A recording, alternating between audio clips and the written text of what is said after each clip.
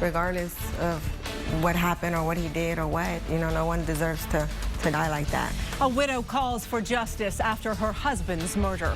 Good evening, I'm Leslie Rohde. Robert Hadlock is off tonight. A man beaten and left to die right next to a car that was set on fire. It all happened in the parking lot of a youth soccer complex. It was an area where concerned neighbors have long feared something like this might just happen. Our Chris Sadeghi has more from the Stony Point neighborhood out in Bastrop County, where a murder is now the latest crime.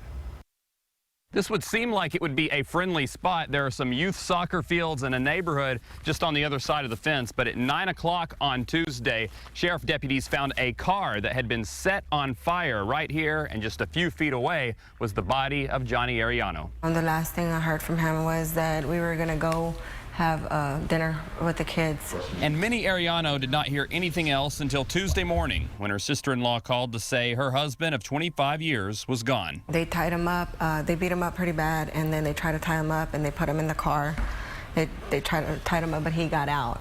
Johnny Arellano was found beaten in this parking lot just down the street from Stony Point neighborhood where he lived. The car in the same lot was charred to a crisp, even though Arellano did not suffer any burns. Regardless of what happened or what he did or what, you know, no one deserves to die like that. Minnie and Johnny were separated and not living with each other, but the couple had 2 children in their 20s. They say they have no idea of any enemies or anyone who'd want their father dead. Back in March, a neighborhood store owner told us drugs, gangs, and crime in the Stony Point neighborhood are so bad, deputies are hard to find. There's so much shooting in this area that maybe the deputies are scared. But the Arellano family is now depending on those deputies.